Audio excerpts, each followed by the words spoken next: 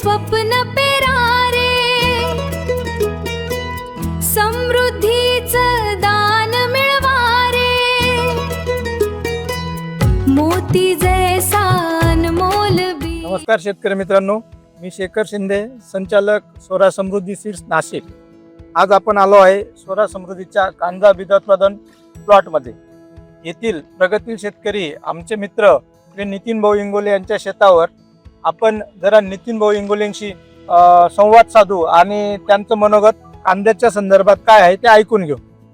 तर सर्वप्रथम आम्ही 2-3 शेतकरी म्हणून संकल्पना आमच्या गावामध्ये राहतील। 2014 मध्ये ही संकल्पनाची सुरुवात केली आम्ही। या कांद्याच्या बीजोत्पादनापासून आमची जी आर्थिक सुबत्ता आहे, आर्थिक परिस्थिती आहे, आज रोजी 2 हेक्टरी आम्ही लागवड करायचो, परंतु आज रोजी आमच्या गावामध्ये जवळपास 200 एकर कांद्याची लागवड होत आहे। शेतकऱ्याची संख्या जर धरली तर जवळपास 28 ते 30 शेतकरी ते त्या ग्रुपमध्ये आमचे ॲड आहेत।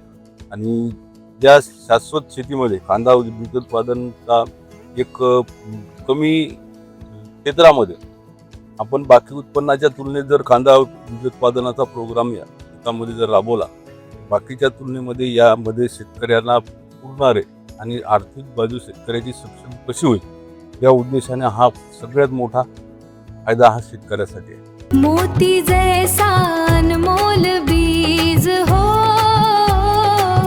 मोती जैसा अनमोल बीज। स्वरा समृद्धी सीड्स, स्वरा समृद्धी सीड्स।